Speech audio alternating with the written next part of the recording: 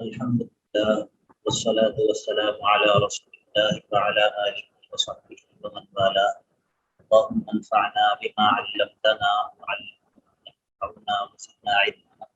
رب اشرح لي صدري يفقهوا قولي. سبحانك لا علم لنا إلا ما علمتنا إنك أنت العليم الحكيم. ربي ولا تعسر وتمم بالخير وبك نستعين. أعوذ بالله من الشيطان الرجيم. بسم الله الرحمن الرحيم. الحمد لله رب العالمين الرحمن الرحيم مالك يوم الدين. إياك نعبد وإياك نستعين. اهدنا الصراط المستقيم صراط الذين أنعمت عليهم غير المغضوب عليهم ولا الضالين. آمين. ہم نے اهدنا الصراط المستقيم تک پڑھا تھا اور کچھ ہدایت کے پڑھے تھے کہ ہدایت کس معنی میں ہے، اور ہم نے یہ پڑھا تھا کہ یہاں پر کس معنی میں ہے، یہاں پر کس معنی میں ہے، اور پھر اس کے بعد ہم نے یہ دیکھا تھا کہ صراط مستقیم کا معنی کیا ہے. تو آج ہم یہ پڑھیں گے کہ صراط الذین انعمت علیہم اس کے معنی کیا ہیں اور اس کو یہاں پر ذکر کیوں. پہلی بات تو جو سمجھنے کی ہے اس آیت کے معنی کے حوالے سے وہ یہ ہے کہ اصل جو مقصد ہے، اصل مقصد جو ہے وہ تو اہدنا الصراط المستقیم میں پورا ہو گیا ہے. اصل مقصد جو ہے صراط مستقیم پر استقامت کی دعا وہ تو اہدنا الصراط المستقیم میں پورا ہو گیا ہے. یہ جو آگے صراط الذین انعمت علیہم ہے اور غیر المغضوب علیہم ولا الضالین ہے، یہ ذکر کرنے کا فائدہ کیا ہے؟ یعنی کہ جب ہم نے کہا کہ اے اللہ ہمیں صراط مستقیم پر ثابت قدم رکھ، تو اب اس کی مزید وضاحت کرنے کی کیا ضرورت ہے کہ یہ صراط مستقیم ہے کیا. جو دعا ہے اصل وہ تو یہاں پر ختم ہو گئی، بات تو یہاں پر ختم ہو گئی کہ صراط مستقیم پر ثابت قدمی عطا کر. اب مزید اس بات کی وضاحت کرنا کہ صراط مستقیم ہے کیا، تو یہ بذات خود دعا کا حصہ نہیں ہے. مطلب دعا کا حصہ تو ہے لیکن مقصودی جو حصہ ہے دعا کا، جو اصل مقصد اور مطلوب ہے وہ تو اہدنا الصراط المستقیم میں ختم ہو گیا ہے. تو آگے اس بات کو ذکر کرنے کی کیا ضرورت ہے کہ یہ صراط مستقیم جو ہے وہ ان لوگوں کا راستہ ہے جن پر تیرا انعام ہوا ہے، اور یہ نہ کہ ان لوگوں کا راستہ جو کہ جو ہے وہ تیرے غضب کا شکار ہوئے، یا پھر وہ لوگ جو کہ گمراہ ہو گئے. تاکہ کال کیا ہے اور سوال کیا ہے؟ جی سر. جی، تو اس کے اصل میں دو مقاصد ہیں اس کو ذکر کرنے کے. آگے اس بات کو ذکر کرنے کے دو مقصد ہیں کہ صراط مستقیم کے آگے مزید وضاحت ہو جائے. پہلا مقصد تو یہ ہے کہ صراط مستقیم جو ہے وہ کوئی صرف خالی خودی کوئی ذہن میں موجود کوئی راستہ نہیں ہے، کوئی تھیوریٹیکل چیز نہیں ہے کہ جس کا کوئی خارج میں وجود نہ ہو، اس کا وجود صرف ذہن کے اندر ہو یا کتابوں کے اندر ہو. نہیں، ایسی بات نہیں ہے، بلکہ اس سے پہلے یہ دعا مانگنے والے سے پہلے جو ہے وہ صراط مستقیم کے اوپر لوگوں کی ایک جماعت جو ہے وہ چل چکی ہے اور اس راستے سے گزر چکی ہے. تو جو شخص چاہے کہ میں صراط مستقیم کے اوپر چلوں تو وہ اس جماعت کی پیروی کرے جو کہ اس سے پہلے گزر چکی ہے اور جو صراط مستقیم پر تھی. تو یعنی کہ یہ ایک پریکٹیکل راستہ ہے. تو اس سے فائدہ کیا ہوا؟ فائدہ یہ ہوا کہ صراط مستقیم کی وضاحت ہو گئی اور صراط مستقیم کی پہچان آسان ہو گئی. آپ کو بات سمجھ آئی؟ کہ یعنی کہ ایک تو یہ ہے کہ صراط مستقیم کے بارے میں ایک تھیوریٹیکل چیز ہو کہ بھائی صراط مستقیم یہ ہوتا ہے، یہ ہوتا ہے، یہ ہوتا ہے، اور ایک یہ ہے کہ لوگوں کی ایک جماعت اس راستے پر چل چکی ہے اور ان کی زندگی ہمارے سامنے موجود ہو، تو ان کی زندگی کے پیچھے پیچھے انسان چلے گا تو وہ خود بخود صراط مستقیم کے اوپر آ جائے گا. یہ پہلا فائدہ ہے. پہلا فائدہ سمجھ آ گیا کہ یہاں پر آگے صراط الذین انعمت علیہم ذکر کرنے کا مقصد کیا ہے. دوسرا فائدہ اور دوسرا مقصد یہ ہے کہ جب انسان نے یہ اقرار کیا، جب انسان نے اللہ تعالیٰ سے یہ اقرار کیا کہ ایاک نعبد و ایاک نستعین، جب انسان نے یہ اقرار کیا کہ ایاک نعبد و ایاک نستعین، تو انسان کے ذہن میں یہ بات آ سکتی ہے کہ بھئی یہ تو بڑا مشکل راستہ ہے، یہ تو بڑا مشکل راستہ ہے. اب یہ اس راستے کے اوپر کون استقامت سے چلے؟ اس مشکل راستے کے اوپر کون جو ہے وہ قائم اور دائم رہے؟ کون جو ہے وہ اس راستے کے اوپر چلتا رہے؟ تو ذکر کیا کہ صراط الذین انعمت علیہم، تم کوئی پہلے شخص نہیں ہو جو کہ صراط مستقیم پر چلنے لگے ہو، نہ ہی تم کوئی آخری شخص ہو. تم سے پہلے اللہ تعالیٰ کے برگزیدہ لوگوں کی ایک جماعت ہے جو کہ اس راستے پر گزر چکی ہے، جو کہ اس راستے پر چلتی رہی ہے، تو اسی لیے پریشان ہونے کی ضرورت نہیں ہے۔ تم کوئی پہلے شخص نہیں ہو کہ جو کہ اس راستے پر چل رہے ہو، تم سے پہلے اللہ تعالیٰ کے بہت برگزیدہ لوگ بھی اس راستے پر چلتے رہے ہیں۔ تو دوسرا مقصد اس سے کیا حاصل ہوا؟ مومن کو تسلی حاصل ہوئی، مومن کو تسلی حاصل ہوئی۔ پہلا فائدہ کیا حاصل ہوا؟ صراط مستقیم کی وضاحت ہو گئی، صراط مستقیم کی وضاحت ہو گئی۔ اور دوسرا فائدہ یہ حاصل ہوا کہ مومن کو تسلی دی کہ تم کوئی پہلے شخص نہیں ہو جو کہ صراط مستقیم پر چلنے لگے ہو، اسی لیے اتنا پریشان ہونے کی ضرورت بھی نہیں ہے، اتنا پریشان ہونے کی ضرورت بھی نہیں ہے۔ تو یہ جو صراط الذین انعمت علیہم ہے، یہ جو پیچھے پچھلی آیت میں ہے اہدنا الصراط المستقیم، اسی الصراط المستقیم سے بدل ہے، یعنی کہ اسی کی وضاحت ہے، اسی کی مزید آگے وضاحت ہے کہ یہ جو صراط مستقیم ہے یہ کن لوگوں کا راستہ ہے؟ صراط الذین، یہ راستہ ہے ان لوگوں کا کہ انعمت ہے اللہ آپ نے انعام کیا علیہم ان لوگوں پر، ٹھیک ہے، منعم علیہم لوگوں کا راستہ ہے، منعم علیہم لوگوں کا راستہ ہے۔ یہ ہم نے بات کی تھی سورہ فاتحہ کے شروع میں کہ جو قرآن مجید کے مضامین ہیں وہ سارے کے سارے اس میں اجمالاً موجود ہیں، اجمال کے ساتھ قرآن مجید کے سارے مضامین جو ہیں وہ سورۃ الفاتحہ کے اندر موجود ہیں۔ تو قرآن مجید میں جہاں جہاں پر بھی اللہ تعالیٰ کے نیک لوگوں کا تذکرہ ہے، انبیاء کا تذکرہ ہے، انبیاء کے ساتھ چلنے والے ان کے حواریین کا، ان کے صحابہ کا تذکرہ ہے، یا دوسرے نیک لوگوں کا تذکرہ ہے، یا جنتیوں کا تذکرہ ہے، تو یہ تمام کے تمام لوگ یہ الذین انعمت علیہم کے اندر شامل ہیں، یہ تمام کے تمام لوگ الذین انعمت علیہم کے اندر شامل ہیں۔ یہ جو نعمت کا لفظ ہے یا انعمت علیہم جو ہے، اس کا روٹ ورڈ کیا ہے، مادہ کیا ہے اس کا؟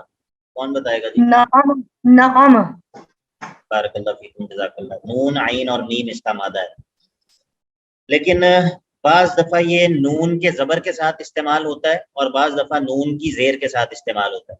اگر یہ نون کے زبر کے ساتھ استعمال ہو تو اس وقت اس کا معنی ہوتا ہے فراخی اور خوشی، ٹھیک ہے، فراخی خوشی۔ اور اگر نون کے زیر کے ساتھ استعمال ہو اس وقت اس کا معنی ہوتا ہے مال و دولت، مال، ٹھیک ہے۔ آپ ذرا سورۃ الدخان کی آیت نمبر 27 نکالیے، سورۃ الدخان آیت نمبر 27، 25واں پارہ ہے، سورۃ الدخان آیت نمبر جی سر 27۔ آپ دیکھیے، کم ترکوا من جنات وعیون وزروع ومقام کریم ونعمت کانوا فیہا فاکہین۔ یہ جو جن لوگوں کو اللہ تعالیٰ نے برباد کر دیا، یہ کتنے ہی باغات اور چشمے چھوڑ گئے، پیچھے کتنے ہی باغات اور چشمے چھوڑ گئے، وزروع ومقام کریم، اور کتنی ہی کھیتیاں اور کتنے ہی زبردست قسم کے باعزت مقام جو ان کے بیٹھنے کی جگہ تھیں، اور ونعمت، اور ایسی نعمتیں اور ایسی فراخی کہ کانوا فیہا فاکہین، کہ جن میں یہ مزے کیا کرتے تھے، جن میں یہ مزے کیا کرتے تھے، انتہائی خوشی سے زندگی گزار رہے تھے۔ یہاں پر دیکھیے نون کے زبر کے ساتھ ہے، ٹھیک ہے۔ تو یہ قرآن پاک میں یہ مادہ بہت زیادہ استعمال ہوا ہے، یہ جو روٹ ورڈ ہے یہ لفظ قرآن مجید میں بہت زیادہ استعمال ہوا ہے، کسی بھی ایک جگہ تو نہیں ہے، یا دو چار جگہ ہو تو انسان جو ہے وہ آیات نکلواتا ہے، لیکن بہت زیادہ استعمال۔ اچھا، کبھی کبھی یہ نعمت کی نسبت جو ہے وہ بندے کی طرف ہوتی ہے، کبھی کبھی نعمت کی نسبت جو ہے وہ بندے کی طرف کی جاتی ہے، لیکن اس وقت یہ مجازی طور پہ بندے کی طرف اس کی نسبت کی جاتی ہے، یعنی کہ حقیقی طور پہ انعام کرنے والا اللہ ہی ہے، حقیقی طور پہ انعام کرنے والا اللہ ہی ہے، لیکن بندوں کی طرف اس کی نسبت کی جاتی ہے مجازی طور پہ۔ سورۃ الاحزاب نکالیے ذرا، سورۃ الاحزاب کی آیت نمبر 37، 22واں پارہ، سیدنا زید رضی اللہ تعالی عنہ کا واقعہ کہ جن کو سر اللہ آیت نمبر آیت نمبر ہے جی 37، جی 22واں پارہ احزاب آیت نمبر 37۔ اللہ کے نبی علیہ الصلوۃ والسلام نے سیدنا زید کو منہ بولا بیٹا بنایا ہوا تھا، اور پھر جو ہے وہ ان کی طلاق ہو گئی سیدنا زینب ام المؤمنین سے، اور پھر جو ہے وہ اللہ کے نبی علیہ الصلوۃ والسلام کو اللہ تعالیٰ نے حکم دیا کہ آپ ان سے شادی کرنا ہے، ٹھیک ہے۔ تو وَإِذْ تَقُولُ لِلَّذِي أَنْعَمَ اللَّهُ عَلَيْهِ، اور جب آپ کہہ رہے تھے وَإِذْ تَقُولُ، اور جب آپ نے کہا لِلَّذِي، اس شخص کو کہ انعم اللہ علیہ، کہ جس پر اللہ نے انعام کیا تھا اس کو اسلام کی توفیق دے کر، بتوفیقہ الاسلام، پر اللہ نے انعام کیا تھا اس کو اسلام کی توفیق دے کر، وَأَنْعَمْتَ عَلَيْهِ، اور آپ نے جس پر انعام کیا تھا اس کو آزاد کرنے کے ذریعے، بتحریرہ، انعم اللہ علیہ بتوفیقہ الاسلام وانعمت علیہ بتحریرہ، کہ یہ پہلے غلام تھے تو اللہ تعالیٰ نے ان پر کیا انعام کیا کہ ان کو اسلام کی توفیق دی، اور اللہ کے نبی صلی اللہ علیہ وسلم کی طرف بھی انعام کی نسبت کی کہ آپ نے بھی ان پر انعام کیا، آپ نے کیا کیا، آپ نے ان کو آزاد کر دیا تھا۔ کیا تو کبھی کبھی اس کی نسبت بندے کی طرف بھی ہو جاتی ہے، یہ بتانا مقصد تھا، پوری آیت کا ترجمہ یہاں پر مقصد نہیں ہے، مقصد صرف یہ تھا کہ بعض دفعہ نعمت کی نسبت جو ہے وہ بندے کی طرف بھی ہو جاتی ہے۔ اب ذرا سورہ ابراہیم نکالیے، ہم دیکھتے ہیں کہ اللہ تعالیٰ کی نعمتیں ہیں کتنی۔ سورہ ابراہیم کی آیت نمبر 37، ابراہیم آیت نمبر 37، پارہ نمبر 13 پارہ 34، سوری 34، میں نے 37 کا ہے، 34، سورہ ابراہیم کی آیت نمبر 34۔ وَسَخَّرَ لَكُمُ الشَّمْسَ وَالْقَمَرَ دَائِبَيْنِ وَسَخَّرَ لَكُمُ اللَّيْلَ وَالنَّهَارَ وَآتَاكُم مِّن كُلِّ مَا سَأَلْتُمُوهُ، ہر ضرورت کی چیز اس نے تمہیں دی ہے۔ وَإِن تَعُدُّوا نِعْمَتَ اللَّهِ، اور اگر تم اللہ کی نعمتوں کو شمار کرنا چاہو تو لا تحصوها، تم کو شمار نہیں کر سکو گے، تم ان کو گن نہیں سکو گے، مطلب یہ شمار سے زیادہ ہیں۔ سورہ نحل نکالیے، سورہ نحل آیت نمبر 18، جی بتائے گا، سیم ایز ان پریویس، تو وہی بات ہو گئی کہ اللہ تعالیٰ کی نعمتیں کتنی ہیں، سر بے شمار۔ ہاں، یعنی کہ شمار نہیں کیا جا سکتا۔ تو یہاں پر خاص طور پہ جس نعمت کی بات ہو رہی ہے یہ تو اللہ تعالیٰ کی خصوصی نعمت ہے، لیکن اب ہم ذرا دیکھ لیتے ہیں کہ قرآن مجید کے اندر اور اللہ تعالیٰ نے کون کون سی چیزوں کو اپنی نعمت قرار دیا ہے۔ تو بہت ساری چیزیں ہیں جن کو اللہ تعالیٰ نے اپنی نعمت قرار دیا ہے۔ مثال کے طور پہ بعض جگہوں پہ اللہ تعالیٰ نے مسلمانوں کو کفار سے اور دشمنوں سے بچانے کو اور محفوظ رکھنے کو اپنی نعمت قرار دیا ہے۔ اس طرح بعض جگہوں پہ اطاعت، اللہ تعالیٰ کی اطاعت اور اللہ تعالیٰ کے رسول صلی اللہ علیہ وسلم کی اطاعت، اس کو اپنی نعمت قرار دیا ہے۔ اس جگہ پر اللہ تعالیٰ نے مسلمانوں کی آپس میں محبت اور مودت جو ہے اس کو اپنی نعمت قرار دیا ہے، اور اس جگہ پہ قرآن کو اور سنت کو اپنی نعمت قرار دیا ہے۔ تو ذرا نکالیے آیت نمبر 231، سورۃ البقرہ، آیت نمبر 231، بقرہ 231۔ آج ہمارے پاس 9 بجے تک ٹائم ہے، چلیے تسلی سے آیات آج نکلوائیں گے۔ سورۃ البقرہ آیت نمبر 231، وَاذْكُرُوا نعمت اللہ علیکم، یہاں پر دیکھیے وَاذْكُرُوا نعمت اللہ علیکم، یاد کرو، ذکر کرو، تذکرہ کرو اللہ کی نعمت کا جو اس نے تم پر کی ہے، اور وہ نعمت کیا ہے یہ آگے اس کی تفسیر ہے، اس کو کہتے ہیں عطف تفسیر۔ اور وہ جو نعمت اللہ نے تم پر کی ہے وہ کیا ہے، وَمَا أَنزَلَ عَلَيْكُم مِّنَ الْكِتَابِ وَالْحِكْمَةِ، وہ نعمت یہ ہے کہ جو اللہ نے تم پر کتاب اور حکمت نازل کی ہے۔ یہاں پر پھر نعمت سے کیا مراد ہے جی، یہاں پر اس آیت میں کتاب اللہ اور سنت رسول، یہ اللہ تعالیٰ کی نعمتوں میں سے ایک نعمت ہے۔ سورہ آل عمران نکالیے 103، سورہ آل عمران آیت نمبر 103، یہاں پر مسلمانوں کی آپس میں محبت اور مودت اس کو اللہ تعالیٰ نے اپنی نعمت قرار دیا ہے۔ وَاعْتَصِمُوا بِحَبْلِ اللَّهِ جَمِيعًا وَلَا تَفَرَّقُوا وَاذْكُرُوا نِعْمَتَ اللَّهِ عَلَيْكُمْ، تذکرہ کرو، یاد کرو اللہ کی اس نعمت کا جو اس نے تم پر کیا ہے، اذ كنتم اعداء، جب تم آپس میں ایک دوسرے کے دشمن تھے، تو فَأَلَّفَ بَيْنَ قُلُوبِكُمْ، اس نے تمہارے دلوں کو آپس میں جوڑ دیا، اور فَأَصْبَحْتُمْ بِنِعْمَتِهِ إِخْوَانًا، اللہ کی نعمت سے ہو گئے بھائی بھائی، آپس میں بھائی بھائی بن گئے۔ تو یہ اللہ تعالیٰ کی نعمت ہے کہ اللہ تعالیٰ نے کیا کیا، تمہارے درمیان دشمنیوں کو ختم کر دیا اور تمہیں جو ہے وہ آپس میں بھائی بھائی بنا دیا۔ سورہ نساء نکالیے، سورہ نساء کی آیت نمبر 69، یہاں پر اللہ تعالیٰ کی اور اللہ کے رسول کی اطاعت یہ بھی اللہ تعالیٰ کی نعمت ہے۔ دیکھیے وَمَن يُطِعِ اللَّهَ وَالرَّسُولَ، جو کوئی بھی اطاعت کرے گا اللہ کی اور اللہ کے رسول کی، تو فَأُولَٰئِکَ، یہ لوگ کون لوگ، جو اللہ اور اس کے رسول کی اطاعت کرنے والے ہیں، یہ کن لوگوں کے ساتھ ہوں گے، مع الذین انعم اللہ علیہم، جن پر پہلے اللہ کا انعام ہو چکا ہے، اور وہ کون ہیں، من النبیین، انبیاء ہیں، والصدیقین، صدیقین ہیں، والشہداء، اور شہداء ہیں والصالحین اور لوگ ہیں. یہ جتنے بھی منعم علیہم لوگ ہیں نا ان کی جامع ترین آیت یہی ہے. اس آیت کے اندر تمام لوگوں کا ذکر ہے جن کے اوپر انعام ہوا ہے. سورہ نساء کی آیت نمبر 69 اس میں تمام منعم علیہم یعنی کہ جن لوگوں پر انعام کیا گیا ہے وہ تمام لوگوں کی تمام قسمیں اس کے اندر ذکر ہیں. باقی جو آیات ہیں مختلف وہاں پر مختلف لوگ علیحدہ علیحدہ ذکر ہیں، یعنی کہ کہیں پر کوئی خاص نبی ذکر ہے، کہیں پر صحابہ ذکر ہیں، جس طرح ہم نے پچھلی آیت نکالی فَأَلَّفَ بَيْنَ قُلُوبِكُمْ فَأَصْبَحْتُم بِنِعْمَتِهِ إِخْوَانًا، وہاں پر صحابہ مراد ہیں. ٹھیک ہے، لیکن یہ اس آیت کے اندر وہ سب لوگ شامل ہو گئے کیونکہ یا تو وہ نبی کے اندر ہوں گے یا پھر صدیقین میں ہوں گے یا پھر شہداء میں ہوں گے یا پھر صالحین میں ہوں گے. تو یہ جامع آیت یہ انعام علیہم ہوں گے. اس طرح کفار سے بچانا یہ بھی سورہ مائدہ کی آیت نمبر 11 نکال لیں. سورہ مائدہ کی آیت نمبر 11 چھٹا پارہ. یا ایھا الذین آمنوا اذکروا نعمت اللہ علیکم، اے لوگوں جو ایمان لائے ہو اللہ کی نعمت کو یاد کرو جو اس نے تم پر کی. ہم قوم، جب کفار نے ارادہ یہ کیا کہ ان یبسطوا کہ پھیلائیں ایدیہم الیکم ایدیہم اپنے ہاتھوں کو تمہاری طرف پھیلائیں یعنی کہ تمہیں نقصان پہنچانے کے لیے، تو اللہ نے کیا کیا فکف ایدیہم عنکم، اللہ نے ان کے ہاتھوں کو تمہارے سے روک دیا. تو اللہ کی اس نعمت کو یاد کرو. یہ اللہ کی نعمتوں میں سے ایک نعمت ہے کہ اللہ تعالیٰ نے کفار کو جو ہے وہ تمہارے سے روک دیا اور تمہیں اللہ تعالیٰ نے بچا لیا. چلیے یہ تو ہم نے کچھ بات کی کہ اللہ تعالیٰ کی نعمتیں ہیں کیا. اب یہ نعمتیں لوگوں پر ہیں، اس میں مختلف آیات ہیں.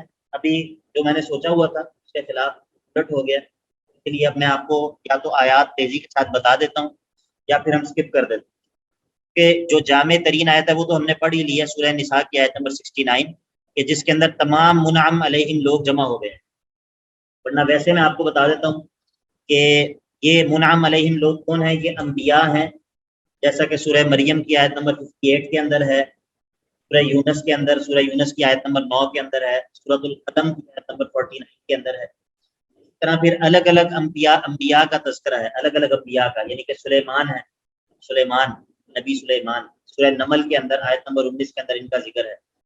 سیدنا موسیٰ علیہ السلام سورۃ القصص آیت نمبر 18 کے اندر ان کا ذکر ہے. اسی طرح سورہ زخرف کے اندر عیسیٰ علیہ السلام، سورۃ القمر کے اندر لوط کا ذکر ہے علیہ السلام. سورہ آل عمران کے آیت نمبر 153 کے اندر صحابہ کا ذکر ہے کہ صحابہ جو ہے وہ انعام یافتہ لوگ ہیں. اسی طرح شہداء کا ذکر ہے سورہ آل عمران کی آیت نمبر 171 میں کہ شہداء جو ہیں. لیکن ان تمام لوگوں کو اکٹھا جس آیت میں کر دیا وہ کون سی ہے؟ وہ سورہ نساء کی آیت نمبر 69 ہے. فَأُولَٰئِكَ مَعَ الَّذِينَ أَنْعَمَ اللَّهُ عَلَيْهِم مِّنَ النَّبِيِّينَ وَالصِّدِّيقِينَ وَالشُّهَدَاءِ وَالصَّالِحِينَ. ہو گیا، بات سمجھ آ گئی سب کو؟ کون لوگ ہیں؟ تو الذین انعمت علیہم، اے اللہ صراط اہدنا الصراط المستقیم، صراط مستقیم پر قائم رکھ. اور صراط مستقیم ہے کیا؟ یہ وہ ان لوگوں کا راستہ ہے جو منعم علیہم لوگ ہیں. ابھی کون جو ہے وہ ریپیٹ کرے گا کہ اس کا فائدہ کیا ہے؟ یہ الذین انعمت علیہم کو ذکر کرنے کے 2 فوائد میں نے ذکر کیے ہیں کلاس کے شروع میں. کوئی بندہ ریپیٹ کر دے بھائیوں میں سے، کیا 2 فائدے حاصل ہوئے اس کے؟ یعنی کہ جب ہم نے کہا اہدنا الصراط المستقیم تو بات تو مکمل ہو گئی. آگے یہ بات کرنے کی کیا ضرورت ہے کہ یہ صراط مستقیم ان لوگوں کا راستہ ہے جن پر اے اللہ آپ نے انعام کیا ہے. اس بات کو کرنے کا کیا فائدہ ہے؟ جی حنزلہ عباس آتے ہیں، بہنوں کی طرف آتے ہیں بعد میں، پہلے بھائیوں سے پوچھتے ہیں. دریاب بھائی نہیں، آپ رہنے دیں. جی سر. جی حنزلہ بھائی بتائیں گے آپ کون سے 2 فائدے ہوئے اس آیت سے؟ صراط الذین انعمت علیہم. جی ایک تو اس راستے پر پہلے بھی لوگ چل چکے ہیں. جی، تو اس سے کیا ہوا؟ لوگ پہلے چل چکے ہیں، پھر کیا ہوا؟ اس سے سر کہ ہم ایک نئے راستے پر نہیں ہے، یہ ایک جانا پہچانا سا رستہ ہے. چلیے کوئی اور جو ہے وہ جی ارم ولی آپ بتائیے. اکمل بھائی آپ بتائیں، ایک سیکنڈ، اکمل بھائی آپ بتائیے ذرا. جی سر، اس رستے سے ایک تو ہمیں عملی نمونہ ملا ہے. بالکل، یعنی کہ وضاحت ہو گئی. صراط مستقیم کوئی ایسی چیز نہیں ہے جو ذہن میں چیز ہے، بلکہ اس کا عملی نمونہ دنیا کے اندر موجود ہے. جی. اور دوسرا فائدہ کیا ہوا؟ دوسرا فائدہ ہمارے لیے تسلی ہے. تسلی کس طرح؟ جبکہ پہلے بہت سے لوگ اس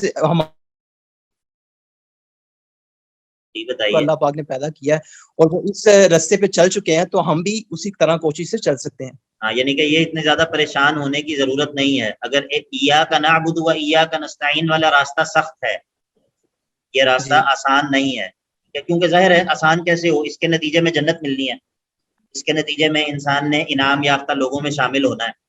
تو سی ایس ایس کرنا تو مشکل ہو اور سی اے کرنا مشکل ہو اور جنت میں جانے والا راستہ بالکل آسان ہو، تو اس طرح تو نہیں ہوتا نا. بلکہ آج جی کل تو بالکل. میٹرک کرنا بھی آسان نہیں ہے. جی ایسے تو اور جنت میں جانا انتہائی آسان ہو، اس میں کچھ بھی نہ ہو اور نہ کوئی، تو اس طرح نہیں ہوتا. تو اس کا فائدہ کیا ہوا؟ فائدہ یہ ہوا کہ ایمان والوں کو تسلی دی کہ جب انہوں نے اللہ تعالیٰ سے اقرار کیا کہ ایاک نعبد و ایاک نستعین، کہ اے اللہ آپ ہی کی عبادت کرتے ہیں اور آپ ہی سے مدد طلب کریں گے، تو پھر ان کی تسلی کے لیے یہ ذکر کیا کہ صراط الذین انعمت علیہم، اس راستے میں اگر کوئی تکلیف، پریشانی، مصیبت آ جائے تو پریشان نہیں ہونا، تم اس راستے پر چلنے والے کوئی پہلے شخص نہیں ہو، نہ پہلے ہو نہ آخری ہو، تم سے پہلے، تم سے زیادہ اللہ کے برگزیدہ لوگ اس راستے پر چل چکے ہیں، تو اگر تمہیں بھی کوئی کانٹے شانٹے چپ جائیں گے تو کوئی اتنا پریشان ہونے کی ضرورت نہیں ہے. کہ اس کا فائدہ ہے. ٹھیک ہے، صراط الذین انعمت علیہم. اور دوسرا یہ کہ وضاحت ہو گئی، راستے کی وضاحت ہو گئی کہ یہ راستہ کن لوگوں کا راستہ ہے. صراط الذین انعمت علیہم. اچھا جی، ابھی آگے ہم بات کر لیتے تھوڑی سی. غیر المغضوب علیہم ولا الضالین، غیر المغضوب علیہم ولا الضالین کے اندر پہلی بات تو یہ ہے کہ اس کا ترجمہ کیا ہے، بتائیے جی، اس کا کیا معنی ہے غیر المغضوب علیہم ولا الضالین؟ جی سر، نہ کہ ان کا رستہ جن پر آپ کا غضب ہوا. ان کا راستہ جن پر آپ کا غضب ہوا. جی کوئی اور؟ جن پر نہ غصہ کیا گیا اور نہ وہ گمراہ ہیں. نہ وہ گمراہ ہوئے. ٹھیک ہے جی، اور کوئی بہنوں میں سے کوئی بتا دے؟ جی بتائیے کیا ہو گیا جی، یہ تو آسان ہے. یعنی کہ ضروری نہیں ہے کہ اگر میں کچھ پوچھ رہا ہوں تو اس کے اندر کوئی پہیلی ہی ہے. بات یہ بھی ہو سکتا ہے کہ میں صرف سننا چاہ رہا ہوں آپ سے. مطلب بعض دفعہ یہ بھی ہوتا ہے کہ اگر کوئی سوال کیا جائے تو مطلب یہ سمجھتے ہیں طلبا کہ شاید اس کے اندر کوئی بہت ٹیکنیکل نقطہ ہے جس وجہ سے یہ پوچھ. السلام علیکم سر. جی بتائیے. سر ان لوگوں، نہ کہ ان لوگوں کے راستے پر جن پر جہاں تیرا غضب ہوا اور جو گمراہ ہوئے. عموماً یہی ترجمہ جو ہے نا وہ چلتا ہے، یہی ترجمہ ہم سنتے بھی ہیں اور بچپن سے پڑھتے ہیں. اس کے اندر تھوڑا سا ایک جو ہے نا وہ نقطہ ہے، تھوڑا سا ایک اس کے اندر نقطہ ہے. وہ یہ ہے کہ یہ جو غیر المغضوب علیہم ولا الضالین ہے، یہ صراط الذین انعمت علیہم، یہ الذین سے بدل ہے یا یہ الذین کی صفت ہے. تو اس کا معنی اگر اس طرح کیا جائے تو زیادہ بہتر ہے. اس کا معنی میں کرتا ہوں، اب ذرا سنیے گا. صراط الذین انعمت علیہم، راہ ان لوگوں کی جن پر تو نے انعام کیا ہے. غیر المغضوب علیہم، اور یہ جو انعام یافتہ لوگ ہیں یہ غیر ہیں ان کا کہ جن پر تیرا غضب ہو، یعنی کہ نہ ہی یہ وہ ہیں جن پر تیرا غضب ہوا ہو اور نہ ہی یہ گمراہ ہیں، نہ ہی یہ الذین انعمت علیہم جو ہیں. ذرا توجہ سے سنیں، یہ جو الذین انعمت علیہم ہیں نہ ہی یہ مغضوب علیہم ہیں اور نہ ہی یہ گمراہ ہیں، ان لوگوں کے راستے پر چلا. یعنی کہ ایک جو پہلا معنی آپ لوگوں نے کیا نا، اس میں ایسا لگتا ہے کہ الگ سے دو گروہوں کا تذکرہ ہو رہا ہے، الگ سے دو گروہوں کا مستقل تذکرہ ہو رہا ہے. لیکن جو میں نے معنی کیا ہے اس میں اسی الذین انعمت علیہم ہی کی یہ وضاحت آگے ہو رہی ہے کہ یہ جو الذین انعمت علیہم ہیں نہ ہی ان پر تیرا غضب ہوا ہے اور نہ ہی یہ گمراہ ہیں. کس کو سمجھ نہیں آئی؟ باقی کو بھی بتائیے، سب بتائیں. یہ تھوڑا سا باریک ہے، دقیق ہے تھوڑا سا. جی سر آگے سمجھ میں. تو یہ مطلب اگر کسی کو کہنا کہ آپ سورہ فاتحہ پڑھ لیں تو لوگ مذاق سمجھتے ہیں کہ شاید پتہ نہیں سورہ فاتحہ یہ بھی تو پڑھنے کی چیز ہے. لیکن انسان جب علم کے اندر داخل ہوتا ہے پھر انسان کو پتہ چلتا ہے کہ انسان کو کتنی ضرورت ہوتی ہے، ہر وقت جو ہے وہ انسان کو علم حاصل کرنے کی ضرورت ہوتی ہے اور علم کے اندر کتنی باریکی ہوتی ہے. تو اب اس کا معنی پھر کیا ہوا؟ وجہ یہ ہے کہ یہ جو غیر ہے، غیر المغضوب علیہم، یہ الذین صفت ہے، الذین کی صفت ہے.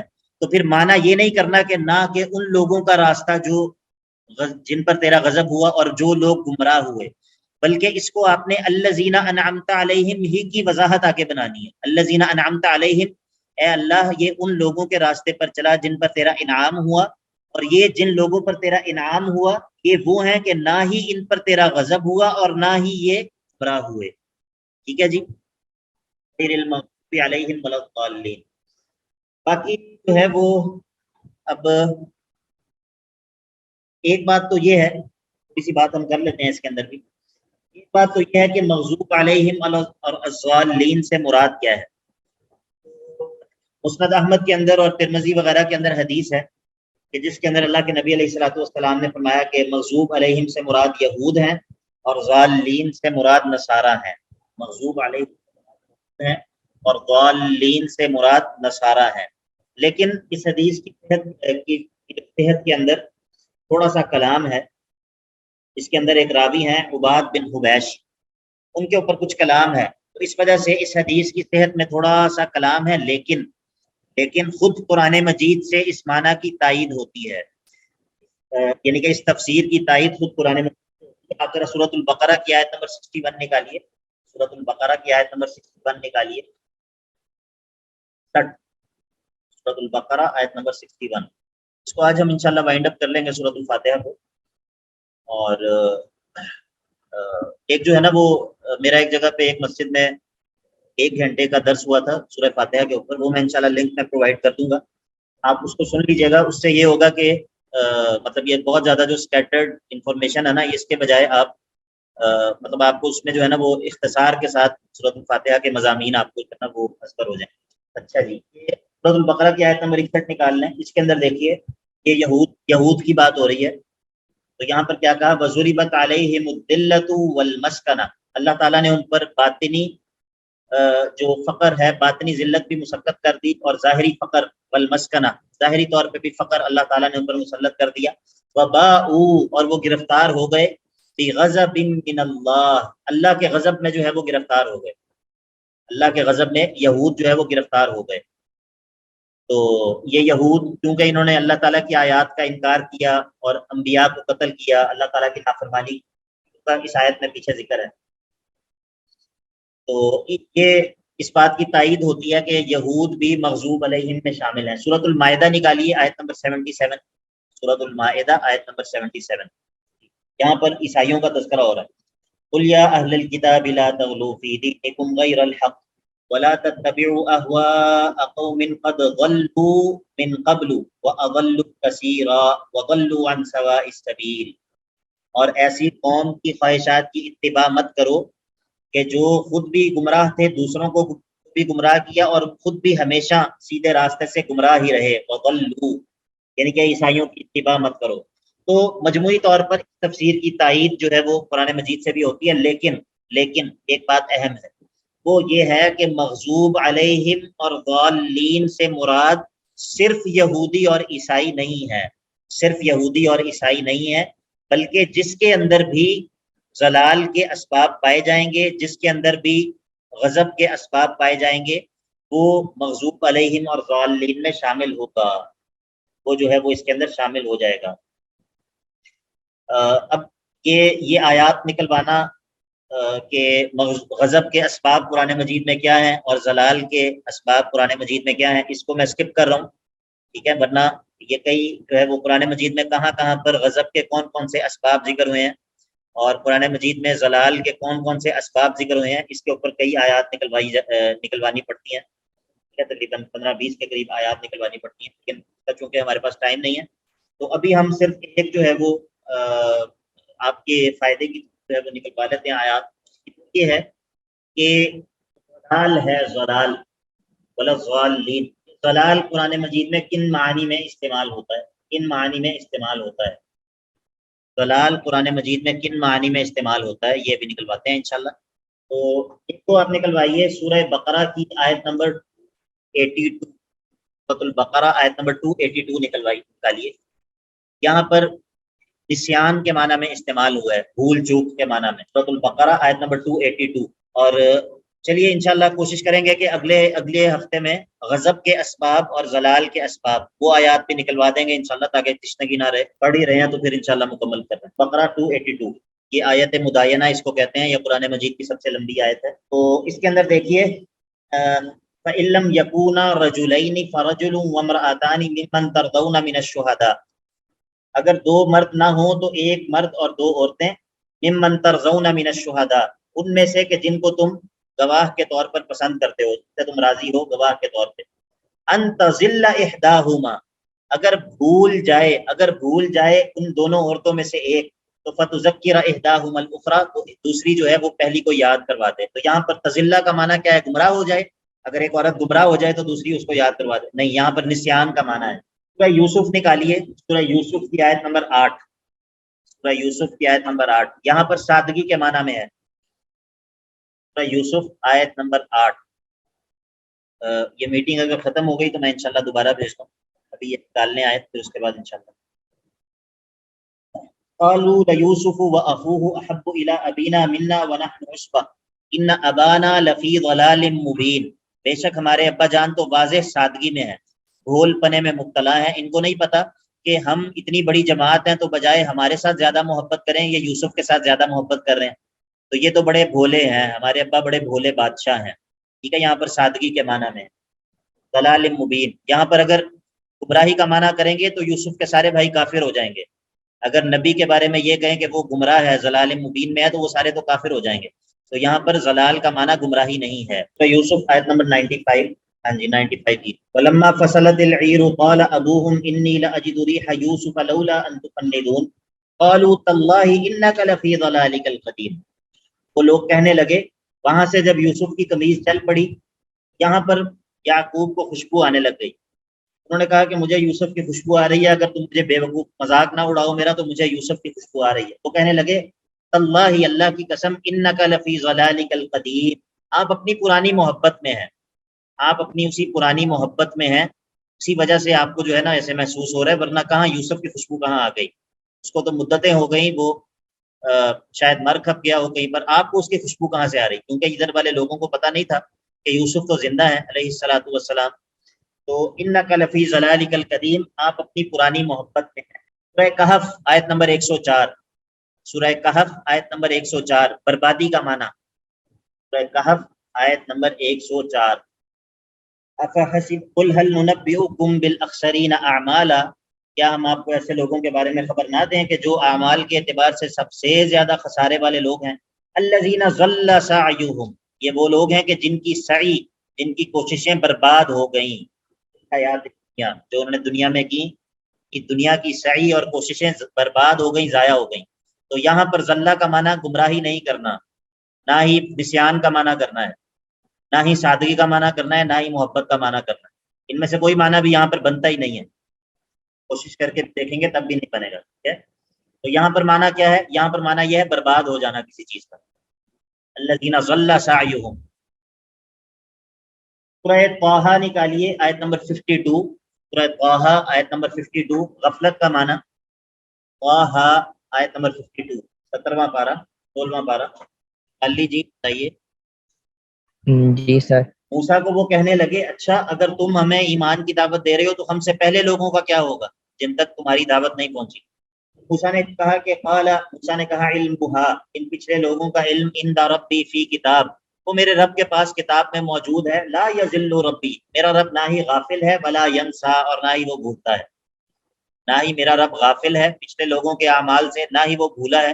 جو انہوں نے عمل کیے ہیں، جو وہ ڈیزرو کرتے ہوں گے، ان کو اس کے مطابق اللہ بدلہ دے دے گا. تو یہاں پر کیا معنی ہے؟ غفلت کا معنی ہے. اس طرح سورہ زحا، سورہ زحا کے اندر کیا معنی ہے؟ سورہ زحا نکالیے، حیرانی کا معنی ہے، حیران پریشان ہونا. سورہ زحا کی آیت نمبر 7 نکالیے. ووجدک ضالا فہدی، نکال لیا. یہاں پر حیرانی کا معنی ہے، حیران ہونا.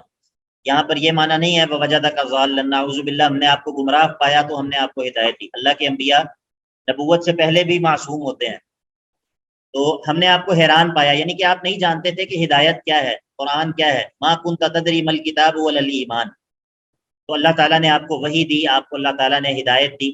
تو یہاں پر حیرانی کا معنی ہے. سورہ شعراء نکالیے، 19واں پارہ، سورۃ الشعراء 19واں پارہ آیت نمبر 20. یہاں پر بھی غفلت کا معنی ہے. کر لیجیے سورہ شعراء 19واں پارہ آیت نمبر 20. جی سر. جی سر. موسیٰ علیہ السلام نے جو بندہ قتل کر دیا تھا غلطی سے، اب یہ فرعون کو جب دعوت توحید کی دیتے تھے تو آگے سے وہ اس کا تذکرہ کرتا تھا، بھائی تم نے تو بندہ قتل کر دیا تھا اور تم ہمیں توحید کی دعوت دے رہے ہو۔